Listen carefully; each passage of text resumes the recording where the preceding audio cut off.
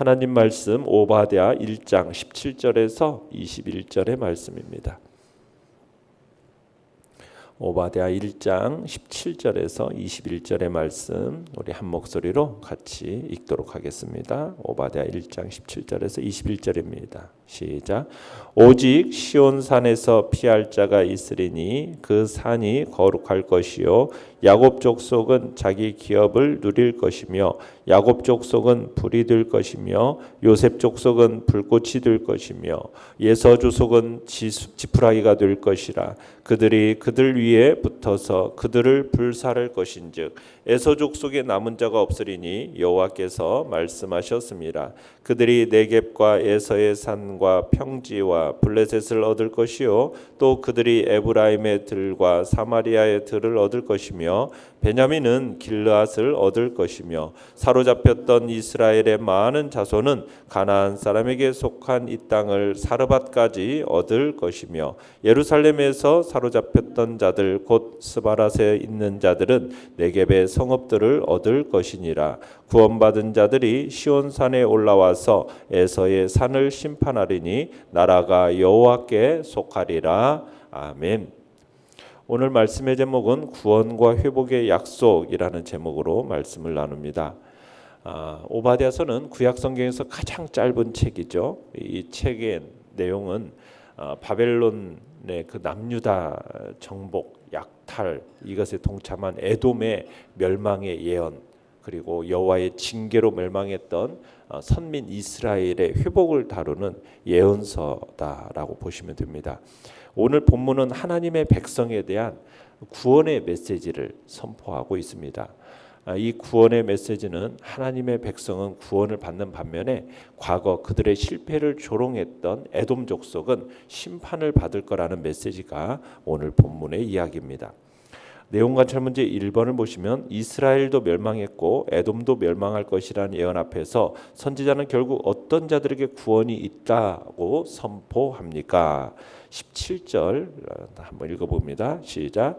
오직 시온산에 피할 자가 있으리니 그 산이 거룩할 것이요 야곱 족속은 자기 기업을 누릴 것이며. 자, 하나님의 심판이 단행될 때 어떤 자가 나온다고 말씀합니까? 시온산에 오직 시온산에 피할 자가 나온다. 자, 오직 시온산에 피하는 자가 구원을 받게 된다는 얘기겠죠. 자, 이 시온은 구약 성경적 의미에서는 성전이 있던 예루살렘을 지칭하는 겁니다. 그리고 이 시온은 바로 하나님의 의로운 통치가 이루어지는 곳, 하나님의 절대 주권 아래에 있는 그곳으로 들어가는 자, 그 남은 백성이 구원받는다라는 이야기입니다. 그러니까 하나님의 백성들이 구원을 얻을 곳은 속된 세상과 거룩하게 구별된 곳이다라고 얘기하고 있는 거죠. 자, 그 이유는 그곳이 바로 하나님, 구원자 하나님이 임재하시는 곳이기 때문입니다. 그러면서 야곱 족속은 자기 기업을 누릴 것이다. 야곱 족속은 바로 에돔 족속의 형제 민족이기도 한 유다 민족을 지칭하는 겁니다. 그러니까 하나님께서 그의 남은 언약 백성들에게 은혜를 베푸셔서 그들을 귀환케 할 거라는 이야기입니다. 다시 그 땅을 누리도록 할 거라는 거죠. 그러니까 하나님의 은혜로 말미암아 선민들이 포로된 상태에서 돌아와서 과거의 그 기업을 다시 차지할 거다라는 것을 나타내고 있는 겁니다. 자, 그러면서 19절을 읽어보겠습니다. 19절 시작. 그들이 네겝과 에서의 산과 평지와 블레셋을 얻을 것이요 또 그들이 에브라임의 들과 사마리아의 들을 얻을 것이며 베냐민은 길르앗을 얻을 것이며. 자, 회복된 이 선민들이 이제 차지하는 땅이 어떤 땅이냐? 과거 거주했던 본토뿐만 아니라 에돔과 주변의 이방 땅까지 차지할 것을 예언을 하고 있습니다. 그러니까 훗날 여호와의 구원의 은총을 받은 야곱 족속과 요셉 족속에게 어떤 땅이 회복될지를 지금 구체적으로 예언하고 있는 내용입니다. 그러니까 하나님께서 훗날 자기 백성을 회복시키시는 날이 이를 건데 그 날에는 과거 그들이 누렸던 그 모든 좋은 땅, 약속의 기업, 그걸 다시 차지하고 누리게 될 거라는 거죠. 그러니까 회복 이후에 이스라엘 자손이 남방 지역인 네겝, 해안 평지와 또 사마리아와 요단 동편 길앗 지역까지 모두 차지하게 될 거라는 거예요. 그러니까 사실 맨 처음 가나안 땅을 처음 이렇게 얻었던 땅, 이 모든 땅을 회복해낼 거라는 거, 완전한 회복을 상징하고 있는 겁니다. 자, 그러면서 20절도 읽어보겠습니다. 20절 시작. 사로잡혔던 이스라엘의 많은 자손은 가나안 사람에게 속한 이 땅을 사르밧까지 얻을 것이며 예루살렘에서 사로잡혔던 자들 곧 스바랏에 있는 자들은 네겝의 성읍들을 얻을 것이니라. 자, 사로잡혔던 이스라엘의 많은 자손, 누구를 가리키는 겁니까? 과거 북이스라엘이 아수르 제국에 의해서 멸망당할 때 포로로 끌려갔던 그 이스라엘 백성들을 가리키는 겁니다. 자, 그들이 사르밧까지 얻는다 해서 이 사르밧은 어디입니까? 이스라엘 국경 밖에 있는 땅입니다. 시돈 땅에 속한 이방 지역이에요. 그러니까 북이스라엘 포로 출신 백성들이 그 이방 지역까지 차지한다라는 거예요. 그러니까 원래 기업으로 받았던 땅보다도요 더 넓은 지역까지 얻게 되는 그런 축복과 번영을 누리게 된다는 겁니다. 그러니까 하나님의 베푸시는 축복은 과거의 것보다도 훨씬 크고 그야말로 넘칠 정도로 충만하고 풍성할 것임을 이야기하고 있는 겁니다. 또 예루살렘에 사로잡혔던 자들, 그들은 누구를 얘기하겠어요? 바벨론이 유다를 침략해서 결국 함락시켰을 때 바벨론 땅으로 끌려갔던 예루살렘 사람들을 가리키는 겁니다. 그런데 스바랏에 있는 자들에게에서 이 스바랏이라는 곳은 어디냐면 메대 북서쪽에 위치한 우르미아 호수 남쪽에 위치한 지역으로 이렇게 여겨지고 있습니다. 그러니까 그 먼 곳으로부터 다시 이스라엘 땅으로 귀환해서 유다 남방 네겝을 얻을 것이다. 그러니까 이 예언은 하나님의 회복의 역사가 불가능하다고 여겨지는 어떤 인간적이고 환경적인 조건도 극복해야 될 것을 나타내고 있는 겁니다. 그러니까 하나님의 이 회복의 역사는 인간의 상상을 초월하는 하나님의 능력으로 완전한 회복의 역사가 이루어질 것을 암시하고 있는 것입니다. 내용 관찰 문제 2번입니다. 에서의 족속 곧 에돔의 최후는 어떠할 것입니까? 자, 18절을 읽어보겠습니다. 시작. 야곱 족속은 불이 들 것이며 요셉 족속은 불꽃이 들 것이요 에서 족속은 지푸라기가 될 것이라. 그들이 그들 위에 붙어서 그들을 불사를 것인즉 에서 족속에 남은 자가 없으리니 여호와께서 말씀하셨음이라. 자, 하나님의 심판이 단행되고 또 구원의 역사가 일어날 때 야곱의 족속은 뭐가 된다? 불이 되고 요셉 족속은 불꽃이 될 거다. 과거 그들이 고난받을 때 그들을 외면했던 에서 족속은 뭐가 된다? 지푸라기가 되어서 그 불꽃으로 인해 활을 타 소멸되고 말 것이다. 그러니까 야곱 족속은 남유다의 남은 자들을 대표하는 표현이고요. 요셉 족속은 주로 에브라임 지파의 주도권을 따르는 이 북이스라엘의 남은 자들을 대표하는 표현입니다. 그러니까 그들이 이방 족속 에돔을 태워버린다라는 것은 전에 하나님의 백성을 대적하는 자들이 하나님의 백성들로 인해서 허망한 결말을 맞이하게 파멸하게 될 것, 완전히 파멸하게 될 것을 나타내고 있는 겁니다. 여러분 검불, 지푸라기 아시죠? 그것이 불에 타는 모습 보신 적 있습니까? 가을에 벼수확을 마치고 난 후에 볏짚을 들에 쫙 펼쳐놓고 말리잖아요. 그러면 볏짚이 바싹 말라요. 그것을 흩뿌리게 되면 바람에 또 날려버리고 풀을 날아가 버리는 것이에요. 그런데 그 볏짚 한 가닥을 딱 가져다가 그것을 우리가 검불이라고 하잖아요. 지푸라기라고 하잖아요. 그 지푸라기에 매우 건조한 이 겨울날 주로 이제 옛날에 보면은 논에서 시골 아이들이 어떻게 합니까? 그 지푸라기를 모아다가 불을 붙이잖아요. 그러면서 뭐 옛날에 들불놀이도 하고 그런 모습을 지금 상기시키는 겁니다. 그러니까 그렇게 바짝 마른 이 한 가닥의 지푸라기, 그 지푸라기 불꽃이 딱 닿기만 하면 어떻게 됩니까? 무섭게 오그라들면서 불이 타서 재가 되어버리고 바람에 날려서 흔적도 없이 사라져버리는 거. 여러분 이 모습을 보여주고 있는 거예요. 그러니까 하나님의 백성을 대적하는 자들은 이렇듯이 완전한 파멸의 자리로 이제 내던져질 거라는 거예요. 그런 것을 의미하는 거예요. 그러니까 하나님의 심판으로 하나님의 택함을 받지 못한 이 족속은 씨도 남기지 않고, 그렇죠? 남은 자도 없이 씨도 남기지 않고 다 멸절되어 버릴 것을 강조하고 있는 겁니다. 바로 이 에돔의 멸망이라는 것은 바로 역사의 주관자이신 하나님께서 공식적으로 말씀하셨기 때문에 이것은 그대로 가감없이 그대로 이루어질 거라는 거죠. 그들의 멸절은 피할 수 없는 것이다. 그게 이제 18절에서 이야기해요. 21절 읽어보겠습니다. 21절 시작. 구원받은 자들이 시온산에서 올라와서 에서의 산을 심판하리니 나라가 여호와께 속하리라. 자, 멸망했던 이 선민들이 회복되어서 본토로 다시 돌아올 뿐만 아니라 에돔을 비롯한 모든 주변의 이방 땅까지 차지할 거다라는 예언이 우리가 앞서 봤지 않습니까? 이제 한 걸음 더 나아가서 이제 시온산에서 여호와의 나라를 수립할 거라는 영광된 미래를 지금 예언하고 있는 겁니다. 그러니까 하나님께서 적극적인 신앙을 가진 자, 여기서 구원받은 자들이라는 것은 적극적인 신앙을 가진 자들입니다. 그런 자들이 하나님의 백성을 대적의 손에서 건져내시고 대적을 심판해서 여호와께 속한 하나님의 나라를 수립해야 된다는 사실을 예언하고 있는 겁니다. 자, 나라가 여호와께 속하리라.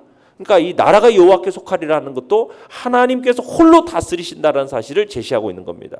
그러니까 오바댜 선지자는 온 세상을 통치하시는 여호와 하나님으로부터 계시를 받아서 이 지상의 모든 나라들이 다 누구에게 속하게 될 거다?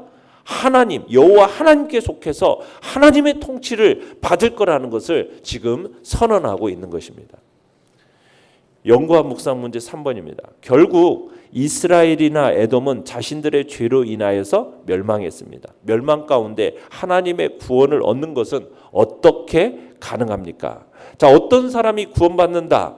아까 17절에서 얘기했습니까? 오직 시온산에 피할 자가 구원을 받습니다.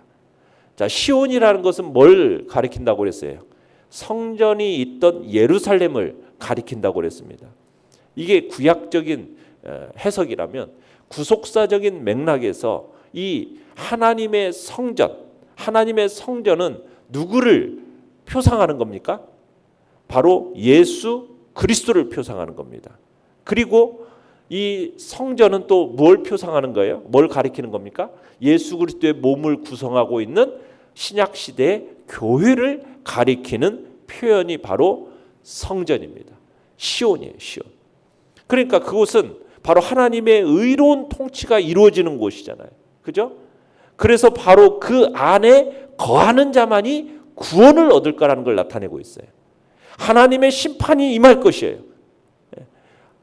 그 죄로 말미암는 하나님의 심판이 임할 때 언약에 거하는 자, 예수 그리스도의 그 십자가와 부활을 믿는 자, 그 예수 그리스도를 자신의 구주로 영접하는 자, 그래서 그리스도의 몸된 교회 안에 참으로 속하는 자, 이런 자들이 하나님의 심판으로부터 자유함을 얻어서 구원을 얻을 것임을 이제 보여주고 있는 겁니다.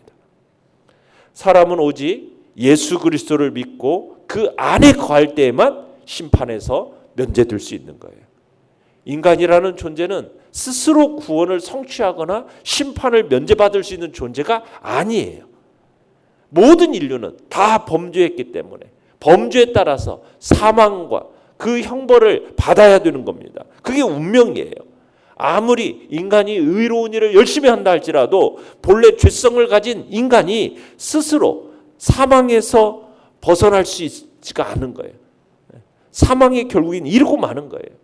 이런 사람의 구원을 위해서 하나님께서 유일한 구원의 방편으로서 누구를 보내주셨습니까? 죄 없으신 당신의 독생 성자를 이 땅 가운데 보내주셔서 속죄의 역사를 이루게 하셨던 거 아닙니까? 그래서 오직 그리스도를 통해서만 그 구원 은혜를 믿고 의지하는 자들, 그 이름의 공로를 힘입어서 우리가 구원을 받을 수 있게 된다는 거죠. 그러니까 하나님의 유일한 한 구원의 길로 제시한 것이 바로 하나님께서 언약대로 보내신 예수 그리스도를 믿는 것, 그분의 십자가의 대속의 의미와 부활을 믿는 것, 이것 이외에 다른 것이 없는 것입니다. 그것이 구원받을 수 있는, 멸망 가운데서 하나님의 구원을 얻을 수 있는 유일한 길로서 시온에 피하는 자라는 표현을 사용하고 있는 것입니다. 느낀 점 4번입니다. 에돔에 의해 수탈당했던 이스라엘이 하나님의 능력으로 회복되고 오히려 에돔이 심판받으라는 말씀을 보면서 무엇을 느낍니까?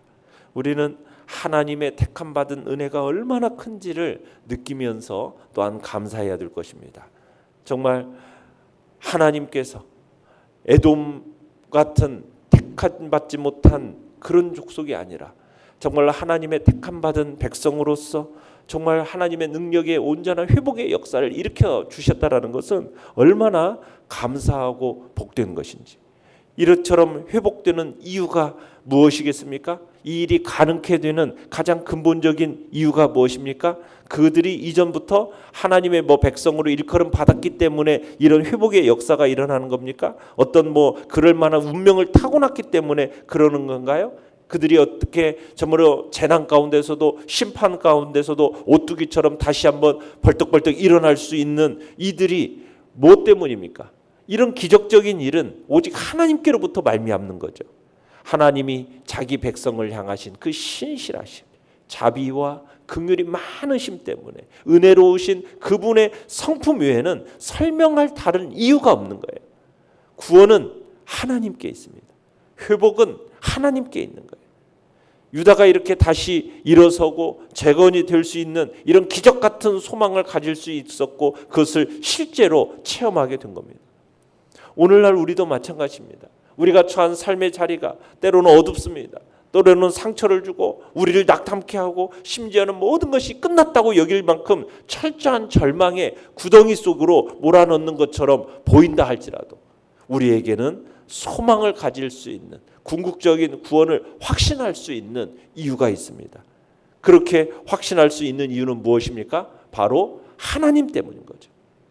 우리의 어떠함을 인해서가 아니라 하나님의 어떠하심을 인해서 우리가 그로 인해서 소망을 잃지 않을 수가 있는 거예요. 오바댜는 당시 선민이 당하는 그 처절한 멸망의 현장, 절망의 현장, 좌절의 현장, 하나님의 어떠하심을 알았기 때문에 확신 가운데서 그런 가운데서 확신 가운데 회복과 승리를 선언할 수 있었던 겁니다. 그 소망은 결코 헛된 게 아니에요. 허무한 게 아닙니다. 우리가 이 세상에서 이 세상 가운데 어떤 이로 말미암지 않고 오직 하나님으로 말미암는 그 소망을 갖고 이것을 확신하며 소원하면서 살아가는 거예요. 이건 결코 허무한 것이 아닙니다. 허무하게 결코 끝맺지 않아요. 반드시 하나님은 우리를 회복시켜 낼 것입니다. 그 무엇보다도 그 일을 이루신 하나님, 우리는 그 하나님을 기대하면서 때로는 힘들고 어려운 가장 깊은 어둠 속에 있는 것처럼 느껴진다 할지라도 하나님은 반드시 우리에게 무엇을 약속하고 계시는 것입니까? 회복 그리고 소망을 약속하고 계시는 겁니다. 그런데 그것은요 단순히 옛날 정도의 회복이 아니라 우리가 기대한 것, 생각한 것 이상의 축복된 결과를 이루어내시는 분임을 오늘 우리에게 말씀하고 계시는 것입니다. 결단과 적용 5번을 읽어봅니다. 과거의 잘못이나 어려운 일들로 인해 생긴 상처 중 아직도 회복되지 못한 부분은 없습니까? 내 생각이나 습관 등을 잘 살펴보아서 회복이 필요한 부분을 발견하고 주님의 회복하심을 구합시다. 하나님 앞에 회복의 은혜를 구하며 나아갈 때 정말 하나님은 우리가 생각하고 상상한 이상의 것으로 놀라운 회복을 약속하고 계심을 믿고 소망 가운데 주님이 주시는 은혜를 바라보면서 주님의 영광스러움을 향하여 나아가는 복된 자리에 있기를 바랍니다. 오늘의 기도 같이 읽겠습니다. 시작. 궁극적 승리를 믿는 마음으로 승리의 삶을 선택하며 말씀에 순종하게 하소서. 아멘.